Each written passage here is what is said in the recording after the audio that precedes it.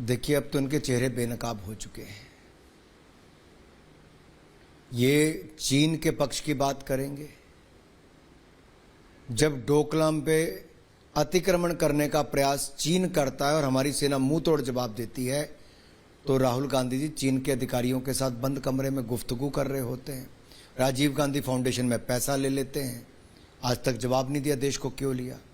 जब surgical strike करके हमारे देश की सेना ने मुंहतोड़ जवाब दिया, तब उस सर्जिकल स्ट्राइक पर भारत के सैनिकों पर प्रश्न चिन्ह खड़ा करते हैं।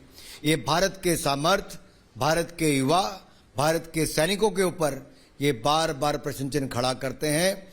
इनकी ही सोच और मानसिकता के ऊपर प्रश्न चिन्ह खड़ा होता है। क्या ये भारत विरोधी एजेंडे को लेकर क्यों चले हैं? ये भारत विरोधी जो व्यक्ति, जिस नेता का आपने नाम लिया, राहुल गांधी, वो कहने के लिए भारत जोड़ो यात्रा निकालते हैं ना, भारत जोड़ो यात्रा, और भारत शब्द से दिक्कत होने लगती है। आपने कहा जब इलेक्शन आता है तो कभी रुद्राक्ष की माला आ जाती है, कभी जनेऊ आ जाता है एक मैसेज देने के लिए, है ना, इलेक्शन से पहले। लेकिन उसके बाद उसी हिंदू को, उसी सनातन को मतलब बीमारी बता देना कि तुम ही सारी की सारी दिक्कतों के लिए तुम ही रिस्पॉन्सिबल हो।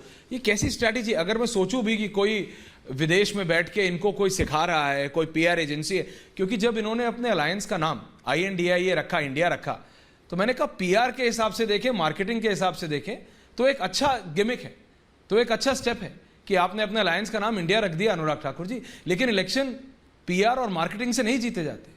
वो व्यक्ति, वो विपक्ष आमादा हो गया है इंडिया वर्सेस भारत करने के लिए। आप चोला जितना मर्जी बदल लो, जो अंदर है वो सबको दिखता है। चेहरा तो दिखेगा, चरित्र दिखेगा, चाल चलन दिखेगा, और दिखता है। चोला बदल लोगे कुछ नहीं होगा। यूपीए बदल के आप इंडी अलायंस रख लोगे कुछ नहीं होगा, क्योंकि लोगों को पता है पीछे चेहरे वही हैं जो भ्रष्टाचार में लिप्त हैं, भारत के खिलाफ बात करने में आते हैं, और भारत की परंपराओं, यहाँ तक कि सनातन धर्म और हिंदुओं को अपमानित करने में भी पीछे नहीं रहते। इसलिए ऐश्वर्या जी, ये लोग जितना मर्जी प्रयास कर लें, देखिए पिछले 5-7 वर्षों में क्या हुआ। करतारपुर कॉरिडोर मोदी सरकार ने खुलवाया, हेमकुंड साहब तक रोपवे पहुंचाया, वीर शहीदी दिवस, वीर बाल दिवस बनाना शुरू किया साहबजादों के जो शहादत पर। और यही नहीं, काशी विश्वनाथ को दिव्य और भव्य धाम बनाया, सोमनाथ को दिव्य और भव्य धाम बनाया, केदारनाथ को दिव्य और भव्य धाम बनाया, महाकाल लोक का जीर्णोद्धार करवाया। ऐसे ही भव्य राम मंदिर का निर्माण भी इसी सरकार के समय हुआ, बौद्ध सर्किट बनाया। तो हमने तो भारत की आस्था के केंद्र जो हैं उनको और आधारभूत ढांचा सुदृढ़ करके वहां और पर्यटकों का जाना बढ़ाया, जिससे रोजगार स्वरोजगार के अवसर हुए, अर्थव्यवस्था का केंद्र बने, और आस्था जो लोगों की है उनको एक सुविधाएं वहां पे मिलनी शुरू की। आप भारत की आस्था की बात करें, मैं आपसे फिर कह रहा हूं, G20 में भारत का डंका बोल रहा है, सब देख रहे हैं ना। विपक्ष का अपना स्टैंड है, विपक्ष बोलता है ठीक है, देखो भैया पुतिन नहीं आ रहे, शी नहीं आ रहे। वो काउंटर करने के लिए they are taking out points, Anurag ji, कि देखो भाई क्या G20, पुतिन नहीं आ रहे, शी नहीं आ रहे, बाइडेन आ रहे हैं। लेकिन बाइडेन ने भी कल ट्वीट कर दिया कि उनके फैमिली में किसी को कोविड हो गया, उनकी वाइफ को।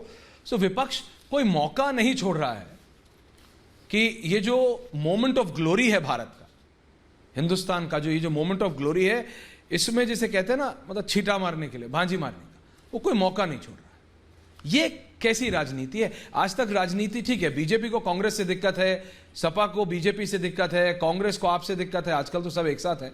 बहरहाल ये सब चलता है। अगर उनको अनुराग ठाकुर से दिक्कत है तो समझ आता है, भारत से कैसी दिक्कत है? भारत के मोमेंट ऑफ ग्लोरी में कि व्हाई डू दे वांट छींटा मारने की क्यों कोशिश कर रहे हैं? देखिए, जब भारत की बात आती है, देश की बात आती है, तब सभी को एक स्वर में दुनिया के सामने भारत की प्रोजेक्शन करनी चाहिए, भारत की पिक्चर रखनी। ये चीज बोलने के लिए अच्छी, अनुराग जी, लेकिन अगर राजनीतिक लाभ उठाने जाओगे, उसमें नुकसान उन राजनीतिक दलों का भी होगा, देश का भी होगा। ये अवसर पहली बार भारत में आया है कि इतने बड़े स्तर का आयोजन हो। देखिए, एयरपोर्ट से, राजघाट से लेकर भारत मंडपम तक 78 4K कैमरा लगे हैं, ताकि best of the best feed दी जाए दुनिया भर को।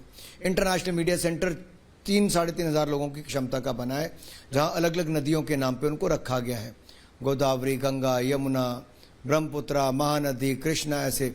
और फिर जो हमारे कॉन्फ्रेंस हॉल हैं उनके नाम अलग अलग रखे गए हैं, और जो सबसे बड़ा कॉन्फ्रेंस हॉल है उसका नाम हिमालयास के नाम से रखा गया है। वहीं पर जैसे मैंने कहा exhibition centre, one district one product हो, डिजिटल इंडिया इमर्सिव एक्सपीरियंस की बात हो, मदर ऑफ डेमोक्रेसी पर हो, या फिर आरबीआई की डिजिटल करेंसी के ऊपर और डिजिटल ये जो इनोवेशंस के ऊपर रखा गया है। ये दुनिया में बहुत कम जगह हो पाया है कि आर्ट, कल्चर, ट्रेडिशंस को भी दिखाया गया, साथ में न्यू टेक्नोलॉजी को भी दिखाया गया। भारत की और नए भारत की बुलंद तस्वीर इससे देखने को मिलती है। जो जाकर देखता है उसको एहसास होता है कि ये भारत में है, और यही पिक्चर हमें दुनिया को दिखानी है कि उभरते भारत की नई तस्वीर क्या है। भारत के नेतृत्व में दुनिया का विश्वास बढ़ा है। भारत में लोग सामर्थ्य दे, भारत के सामर्थ्य को देखते हैं कि यही दुनिया में ब्राइट स्पॉट अगर कोई नजर आता है तो भारत नजर आता है। और इसी भारत से दिक्कत है अनुराग जी। मैं coming back two point one, आपने बोला कि विपक्ष के नेताओं से पूछो, किसी से पूछो, वो ये बोलते हैं कि अब सरकार इंडिया नहीं बोलना चाहती, भारत वर्सेस इंडिया। उनका एक ये मेरे को it's a very constructed effort from their side, that's what I feel, कि वो इंडिया वर्सेस भारत करना चाहते हैं। वो जनता की नहीं सोच रहे हैं, देश की नहीं सोच रहे हैं। मैं नहीं तो वो राहुल गांधी जो भारत जोड़ो यात्रा निकालते हैं, उनको भारत से दिक्कत। आपको एक लाइन में बता दूं, अंग्रेज चले गए, अपनी सोच इनको देकर गए, बांटो और राज करो, कभी जाति के नाम पर, कभी धर्म के नाम पर, कभी संप्रदाय के नाम पर, और अब भारत और इंडिया को भी बांटने की क्या है जी? क्या जनता को समझ में नहीं आती है कि भारत और इंडिया क्या है? सब समझते हैं और इनका चेहरा भी जानते हैं। इसीलिए इस पार्टी के पास और इस गठबंधन के पास ना नेता है, ना नीयत है, और नीयत में तो खोट भी है, नीतियां तो है ही नहीं। इसलिए मैं कहता हूं आप चिंता मत करिए, ये खोखलापन जो इनका है वो देश के सामने आया है, आगे भी आएगा। एक आध और सवाल अनुराग जी, क्योंकि ये जो उदयनिधि स्टालिन ने कहा ना, उसके बाद आज सुओ मोटो 126 लोगों ने साइन करके चिट्ठियां, जिसके अंदर फॉर्मर चीफ जस्टिस भी हैं, हाई कोर्ट के जजेस भी हैं, ब्यूरोक्रेट्स भी हैं, ऑफिसर्स भी हैं, रिटायर्ड जनरल्स भी हैं, चीफ जस्टिस ऑफ इंडिया को चिट्ठी लिखी कि इस तरह की चीज हो रही है और कोई कॉग्निजेंस नहीं ले रहा। मैं कह रहा हूं ऐसा नहीं है कि सिर्फ राजनीतिक दलों को खराब लग रहा है या फिर मीडिया अचानक, मतलब उदयनिधि स्टालिन से किसी को कोई ज्यादा प्रेम है, कमेंट ऐसा है। मैं ऐश्वर्या जी कहने से बच रहा था, लेकिन मुझे कहना पड़ रहा है कि ये बयान जो है ये एक तरह से भड़काने वाला है, नीचा दिखाने वाला है, और जानबूझ के देश में तनाव पैदा करने वाला है। और कुछ लोग अपने राजनीतिक लाभ के लिए अगर देश में तनाव पैदा करेंगे, भड़काने का प्रयास करेंगे, बांटने का प्रयास करेंगे, ये देश और देश की राजनीति के लिए अच्छा नहीं है। ये राजनीतिक लाभ आप तो अपना उल्लू सीधा कर लेंगे कि आप दिखोगे कि आप एक वर्ग को अपनी तरफ करने का प्रयास करोगे, लेकिन क्या करोगे अगर देश को तोड़ने की बात करते हो तो? ये आरोप तो वो आपके ऊपर लगाते हैं।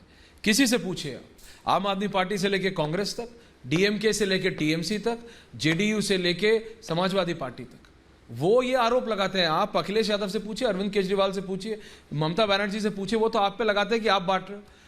और इस तरह के कमेंट्स आते हैं उनके अलायंस, और ये जो सो कॉल्ड इंडिया अलायंस है, जिसको आप घमंडी अलायंस कहते हैं, इनमें से एक भी आदमी के मुंह नहीं खुला, जुबान नहीं खुली मैंने ये उदयनिधि स्टालिन के खिलाफ बोलने के लिए, सनातन को डिफेंड करने के लिए, या बताने के लिए कि क्या सच है क्या गलत है। संयोजित प्रयास है, एक के बाद दूसरे का बयान है, राजनीतिक लाभ उठाने के लिए इस घमंडिया गठबंधन के लोगों का। लेकिन मैं इतना ही कहूंगा, किसी ने खंडन नहीं किया जो आपने कहा, यही दिखाता है कि संयोजित कैसे है, और एक के बाद दूसरा कर रहा है। रामनामी के जुलूस से लेके रामायण के ऊपर प्रश्न चिन्ह खड़ा करके माता सीता से लेके अब सनातन धर्म पे आ गए। ये रातों रात नहीं हुआ है, और खंडन क्यों नहीं कर रहे हैं? वैसे तो हनुमान चालीसा पढ़ने कुछ नेता आ जाते हैं, लेकिन अब इसका खंडन नहीं करते हैं। क्यों?